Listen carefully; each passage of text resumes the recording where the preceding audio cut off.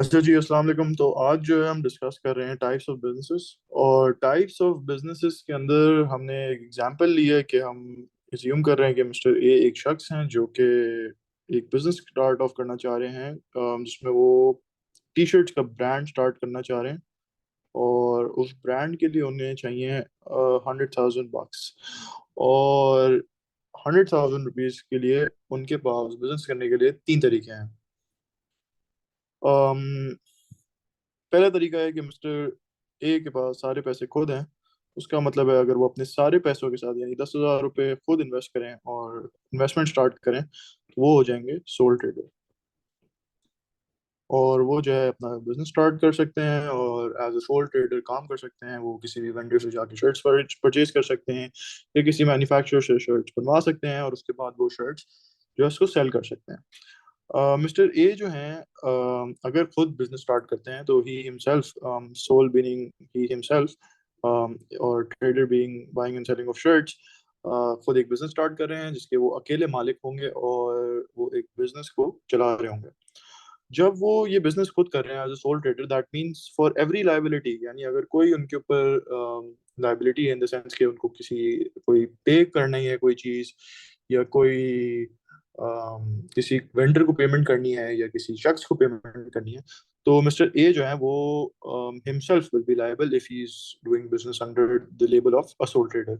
अगर वो अगर वो किसी जगह डिफॉल्ट करते हैं, यानी डिफॉल्ट करते हैं, यानी मिसाल ले लेते हैं हम एग्जांपल की कि वो अपने वेंडर को पेमेंट नहीं कर पा रहे, तो या वेंडर को पेमेंट नहीं करते, तो vendor can sue mister A directly और मिस्टर ए जो हैं वो पर्सनली लायबल होंगे business to pay off that सम।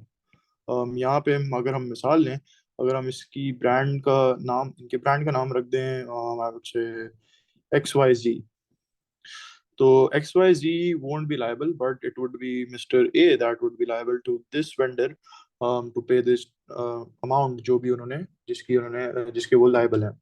तो फोल ट्रेडर का ये कॉन्सेप्ट है कि अगर कोई भी आपसे मिसाल के तौर पे अगर आपके ऊपर टैक्स लाइबिलिटी बनती है, FBR को आपने टैक्स देना है, तो आप योर सेल्फ आर लायबल, और कोई भी पार्टी है वो आपको सू कर सकती है to get that payment from you. वो जो है इस ब्रांड यानी XYZ को नहीं पूछेंगे कि उन्होंने क्या किया या उन्होंने पैसे क्यों नहीं दिए, बट वो मिस्टर ए से डायरेक्टली डील करेंगे और पैसे लेंगे। अब मिस्टर ए के पास एक और चॉइस है। मिस्टर ए के पास एक और चॉइस ये है कि वो दो और लोगों के साथ, टू मोर पीपल के साथ वो ये बिजनेस स्टार्ट करें। सेम बिजनेस एक्स वाई जी ब्रांड है, और XYZ ब्रांड के लिए वो दो और लोगों के साथ मिल के वो 10,000 की बजाय 30,000 की इन्वेस्टमेंट करें और टी शर्ट परचेज कर लें। अब एक सिनारियो लेते हैं, एग्जांपल लेते हैं कि उन्होंने इस बिजनेस को कहते हैं कि ये एक ये जो है एक आपका पार्टनरशिप बिजनेस कहलाती है। दो लोगों के साथ तीन लोग मिलके पार्टनरशिप बिजनेस कर रहे हैं। पार्टनरशिप बिजनेस में पार्टनर्स की कितनी मैक्सिमम लिमिट हो सकती है? There has to be at least two people, and वो 20 लोगों तक जा सकते हैं। अगर एक कोई ऐसी पार्टनरशिप है जिसके अंदर 10 लोग हैं तो उसको पार्टनरशिप कहेंगे, बट एक कोई बिजनेस इसी तरह अगर हम टी शर्ट की बिजनेस की बात लें, अगर उसमें 25 लोग एक पार्टनरशिप में आ जाएं तो that won't be a partnership, और उसको अपने आप को एज अ कंपनी रजिस्टर कराना पड़ेगा, जो हम आगे देखेंगे। अगर हम बात करें कि इस पार्टनरशिप बिजनेस की, तो अगर इन्होंने हम एग्जांपल लें, इन्होंने एक पेमेंट करनी है to a vendor, payment to vendor.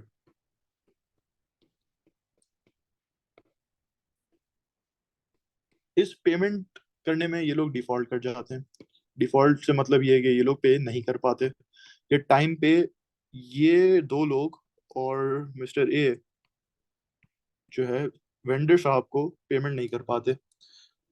तो जो वेंडर हैं, हम अगर इन दो लोगों का नाम रख लें, मिस्टर बी और मिस्टर सी, तो ये जो वेंडर हैं ये डायरेक्ट शू कर सकते हैं, ये अपनी पेमेंट डिमांड कर सकते हैं from either mister A, from either mister B और मिस्टर सी, या इन सब से मिल के भी पैसे मांग सकते हैं वेंडर साहब। अगर या तो वो अगर ये हम पेमेंट लें, payment to vendor of 20K, या तो वो ये 20,000 इससे डिमांड कर सकते हैं, इससे डिमांड कर सकते हैं, या इससे डिमांड कर सकते हैं। अगर वो मिसाल के तौर पर सिर्फ मिस्टर ए से डिमांड करते हैं तो mister A will be liable to pay 20,000 to mister vendor, और देन मिस्टर ए जो है अपना हिस्सा जो उन्होंने बी और सी की बिहाफ पे दिया वो उनसे वापस ले सकते हैं। बट वेंडर के लिए वो 20,000 की पूरी पेमेंट मिस्टर ए से ले सकते हैं। तो ये एक फॉर्म ऑफ पार्टनरशिप है जिसके अंदर every one is severally and jointly liable to pay off the dates.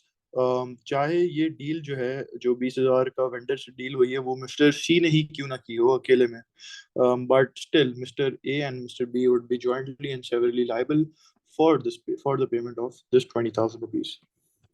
लेकिन हम मिसाल लेते हैं कि मिस्टर ए को जो है एक बड़ा काम करना था, और मिस्टर ए ने बोला कि यार ये मेरी जो कंपनी है ये एक बहुत बड़ा ब्रांड बनेगी और ये बड़े होके बहुत बड़े बड़े बिजनेस को टैकल करेगी।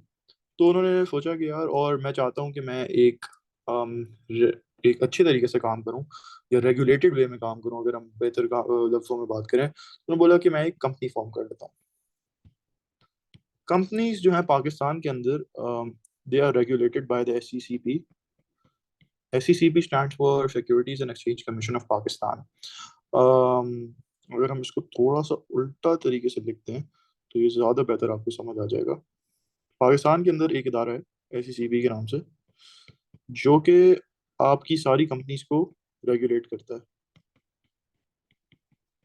और कंपनीज क्या होती हैं, कंपनीज भी वही काम कर रही होती हैं, वही buying and selling of T shirt शायद कर रही हो, या सीमेंट की इंडस्ट्री हो, या फर्टिलाइजर की हो, या बैंकिंग कंपनी हो, वो सब जो है SECP के अंडर आती हैं। तो मिस्टर ए ने कहा कि यार मैं जो है एक कंपनी फॉर्म करता हूँ, और उस कंपनी में मैं बहुत से लोगों को लेके आऊंगा, और वो जो है एक अच्छी कंपनी होगी, बड़ी कंपनी होगी, बट वो इतनी बड़ी कंपनी नहीं होगी।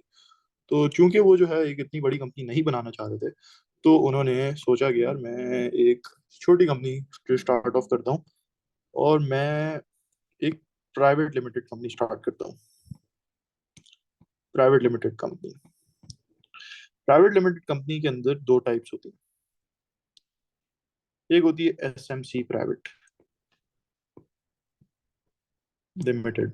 अच्छा, ये जो कंपनीज होती है ना, ये सारी लिमिटेड होती हैं। किसी भी कंपनी के आप नाम लेने देखेंगे ना, तो एंड में लिमिटेड नजर आ रहा होगा। और एक होती है सिर्फ प्राइवेट लिमिटेड। प्राइवेट लिमिटेड और SMC प्राइवेट लिमिटेड में क्या फर्क है कि इसमें अंदर सिर्फ एक ही ओनर होता है, या एक ही मेंबर होता है, या एक ही शेयर होल्डर होता है। मेंबर लिख देते हैं। और इसके अंदर 2 से लेके 50 तक मेंबर्स हो सकते हैं। ये, अगर मिसाल के तौर पे हम उनकी जो है XYZ कंपनी जो स्टार्ट कर रहे थे, तो उसका नाम क्या होगा? उसका नाम ऐसा होगा कि XYZ, अगर वो SECP के साथ रजिस्टर करा दें, तो अगर मिस्टर ए सिर्फ खुद काम स्टार्ट करें, तो XYZ SMC प्राइवेट लिमिटेड उसका नाम होगा। लेकिन अगर वो 4 लोगों के साथ, या मिस्टर बी और मिस्टर सी के साथ मिलके काम करते हैं, और 3 लोग जो है कंपनी स्टार्ट करते हैं, तो उसका नाम होगा XYZ प्राइवेट लिमिटेड। तो ये दो तरीके की प्राइवेट कंपनीज होती हैं, और यहाँ पे मैंने इसकी इलस्ट्रेशन दी हुई है, और ऊपर जो है मैंने एग्जांपल्स दी हुई हैं। यहाँ पे इसको देख भी देते हैं कि ये एग्जांपल्स हैं। ये होती है एक प्राइवेट कंपनी, इसके अंदर 2 से 50 तक लोग हो सकते हैं, इससे ज्यादा लोग नहीं हो सकते। ये जो है प्राइवेट कंपनी होती है, इसके सारे मैटर्स प्राइवेटली डील हो रहे होते हैं, डिस्कस हो रहे होते हैं, और ये जो है रेगुलेटेड होती है बाय द SECP, जो कि सारी कंपनीज को पाकिस्तान के अंदर मॉनिटर कर रही होती है। अब आते हैं दूसरी फॉर्म ऑफ कंपनी के लिए। मिस्टर ए ने कहा कि हमें बहुत बड़ा काम करना है, तो उन्होंने बोला यार मैं एक पब्लिक कंपनी स्टार्ट करता हूँ, क्योंकि उनको एक बड़ी कंपनी स्टार्ट करने के लिए बहुत ज्यादा पैसा भी चाहिए था। मिसाल के तौर पे उनको चाहिए था 500 मिलियन रुपीज। तो 500 मिलियन रुपीज के लिए उन्होंने बोला कि यार मैं एक पब्लिक कंपनी स्टार्ट ऑफ करता हूँ। और पब्लिक कंपनी स्टार्ट ऑफ करने के लिए उन्होंने जो है एक अपने साथ 10 लोग तो नहीं बल्कि बहुत ज़्यादा लोग उन्होंने इकट्ठे किए, और उनके साथ वो जुड़ गए, और उन्होंने बोला कि मैं स्टार्ट करता हूँ। वो SECP के पास गए, और SECP ने उनको रजिस्टर कर दिया as a public limited company. Public limited company मिसाल के तौर पे उन्होंने अपनी XYZ ही कंपनी रखी, बट पब्लिक लिमिटेड कंपनी की एग्जांपल मैं आपको बता दूं कि इनका नाम होता है XYZ लिमिटेड। तो कोई भी कंपनी जिसके आगे सिर्फ लिमिटेड लिखा है, वो एक पब्लिक लिमिटेड कंपनी है।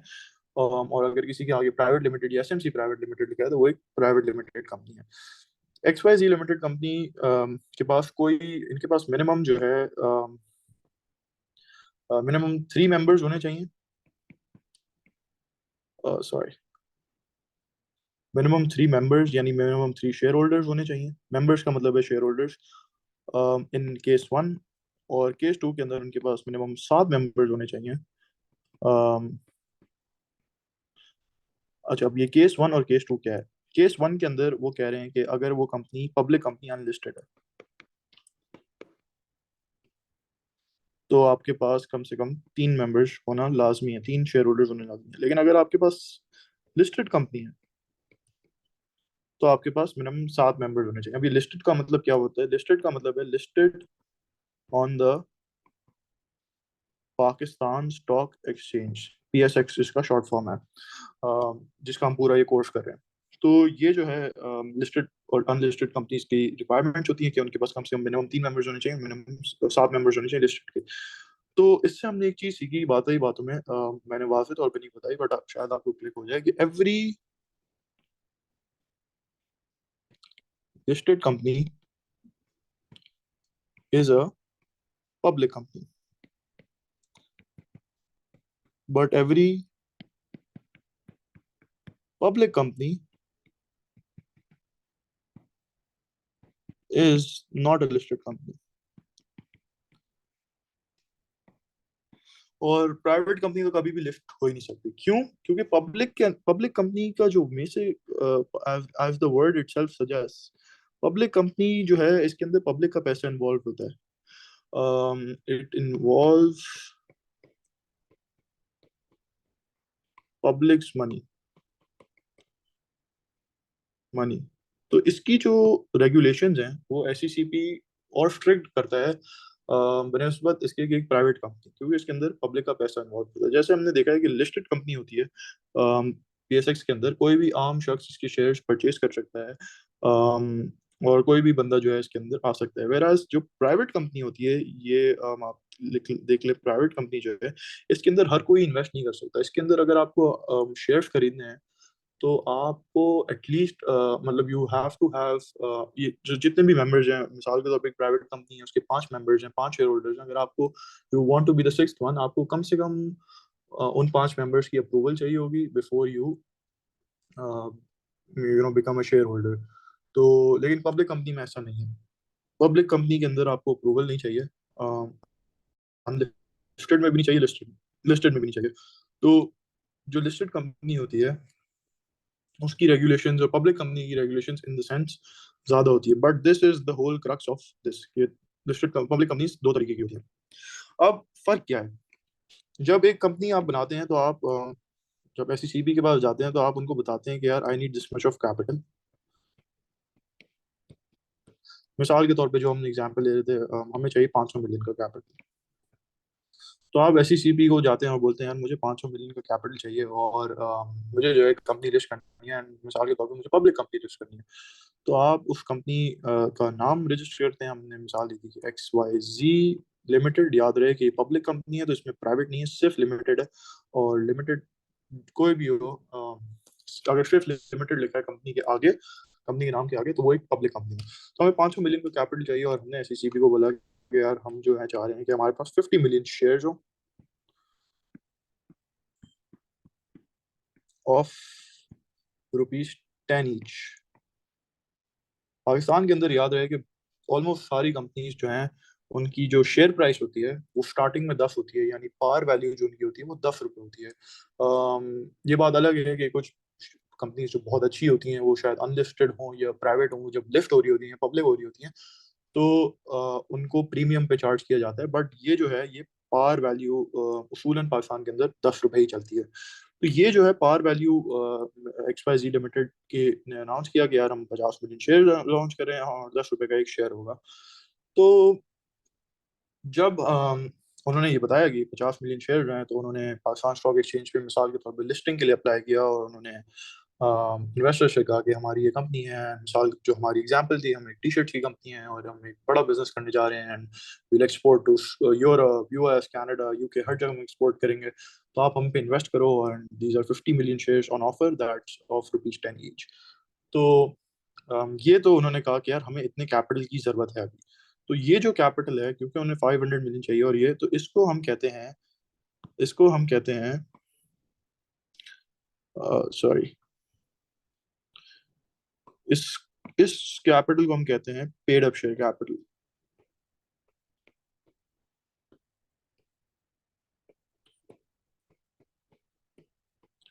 यानी कितना शेयर कैपिटल जो है इस कंपनी का अभी है करंटली, कितने शेयर्स जो है कंपनी के मौजूद हैं और उसके लिए अगेंस्ट जो है लोगों ने पेमेंट की हुई है, और कितने शेयर्स जो हैं लोग खरीद सकते हैं या मार्केट में फ्लोट कर रहे हैं, या कितने शेयर्स कंपनी के पास हैं और इतना शेयर कैपिटल कंपनी ने रेस किया है। इसी के साथ साथ कंपनी एसईसी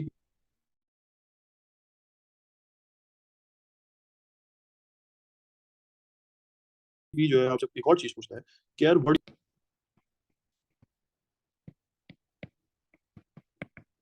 ये क्या होता है।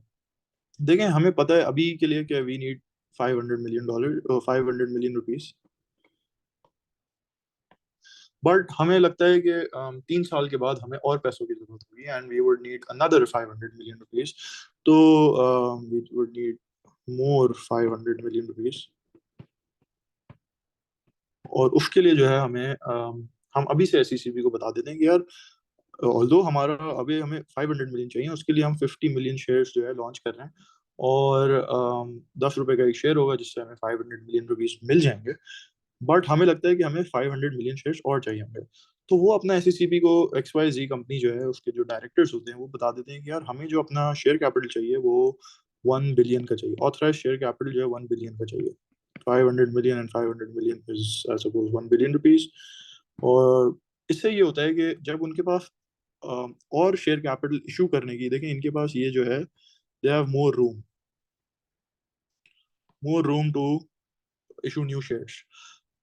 ऐसा नहीं है कि अगर उन्होंने अपना ऑथराइज शेयर कैपिटल भी 500 मिलियन रखा हो और उनकी ऑथराइज शेयर कैपिटल भी, पेड अप शेयर कैपिटल भी 500 मिलियन हो, तो वो और कैपिटल रेज नहीं कर सकते। वो कर सकते हैं बट उसके प्रोसीजर ज्यादा लंबे हैं। बट अगर कंपनी को आज से पता है कि मुझे 3 साल बाद और पैसे चाहिए होंगे, मैं आज नहीं ले रही इतनी कंपनी बट पैसे बट और चाहिए होंगे, तो वो पहले से बता देते हैं कि यार हम जो है अपना ऑथराइज शेयर कैपिटल 1 बिलियन को कर रहे हैं।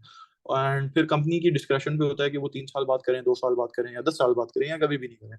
तो ये जो है एक एक सॉर्ट ऑफ इम्पोर्टेंट टॉपिक है, इम्पोर्टेंट चीज़ है आपके लिए समझने के लिए, क्योंकि हम जब आगे डाइल्यूटेड ईपीएस कर रहे होंगे तो ये डाइल्यूटेड ईपीएस के फॉर्मूला के अंदर ये यूज होता है, ऑथराइज शेयर कैपिटल। और जो नॉर्मल ईपीएस है उसके अंदर paid up share capital use होता है उसके फॉर्मूला में। और जब हम डाइल्यूटेड ईपीएस कर रहे होंगे तो मैं आपको इसकी सिग्निफिकेंस और डिटेल में बताऊंगा। बट ये कंपनी का स्ट्रक्चर होता है, उसके पास एक शेयर कैपिटल होता है जिसको पेड अप शेयर कैपिटल कहते हैं। और पेड अप शेयर कैपिटल के अंदर जो है आप उतना पैसा रेस कर रहे होते हैं जितने की आपको भी जरूरत होती है। और उसी के साथ साथ आपको एक ऑथराइज शेयर कैपिटल की भी सिग्निफिकेंस दी जा, मतलब एक रूम दिया जाता है कि आप बता दें कि आपको इतने दिनों बाद इतने पैसों की और जरूरत होगी, मतलब इतने दिनों के बाद नहीं बट शायद आपको इतने पैसों की और जरूरत हो, तो आप ऑथराइज शेयर कैपिटल इतना लगा दें। और इसके बाद जो है हम आपको अलाउंस दे देंगे, आपको और पैसा रेस कर देंगे। याद रहे कि ये जो कंपनीज हैं, जो ये ऑथराइज शेयर कैपिटल और private share capital, paid up share capital concept जो है, it is for both private and public companies। it's not just for public companies but चूंकि इसमें जो है कंपनीज के अंदर कंपनी जो होती है, मैंने जैसे कहा कि कंपनी इज लिमिटेड। कंपनी जो है जब ये कंपनी लॉन्च हो गई, मिसाल के तौर पे एक कंपनी जो है XYZ लिमिटेड लॉन्च हो गई, now it is liable for all its debts।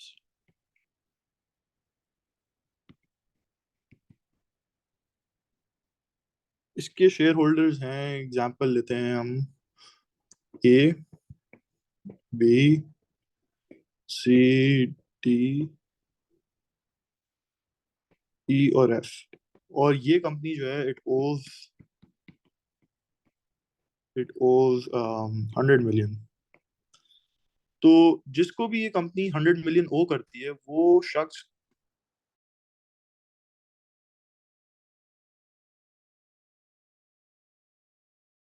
इन 6 के 6 शेयर होल्डर, ये जो शेयर में पैसे दो ना ही इनको सू कर सकती है कि यार हमें पैसे दो, और यानी इनको कोर्ट ले जा सकती है कि यार हमारे पैसे आपने खा लिए।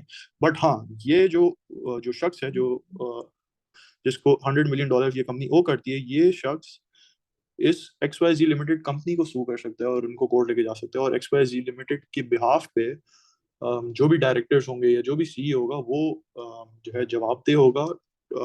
बट ये शेयर होल्डर्स जो है कभी भी जवाबदेह नहीं होंगे। हमेशा जो है मैनेजमेंट जो होती है कंपनी की, जिसमें सीईओ, सीएफओ और दूसरे जो है मैनेजर फाइनेंस है, वो सारे लोग जो है लायबल होंगे फॉर दिस 100 मिलियन। वो भी लायबल नहीं होंगे, वो जवाब उनको देना होगा कि यार ये XYZ लिमिटेड क्यों पैसे नहीं दे रही।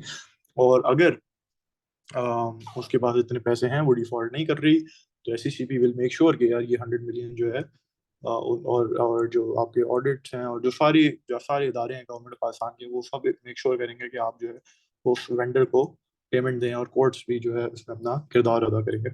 तो ये जो है हमने एक कॉन्सेप्ट समझा कि कंपनी जो होती है, अगर ये कंपनी बन गई है तो it is there is a limited liability towards it, और इसके अंदर मतलब जितना कंपनी के पास होगा उतना ही लायबल होगी टू इट्स वेंडर्स। और इसी के साथ साथ हम जो है इस कॉन्सेप्ट को जो है ख़त्म करेंगे। आई नो थोड़ा सा डिफिकल्ट है, और आई नो कि मैं थोड़ा सा इधर उधर चीज़ें समझाई हैं बीच बीच में कट पुट के, but you guys can watch the video again to make sure that you understand each and everything. I hope this was made easy for you guys.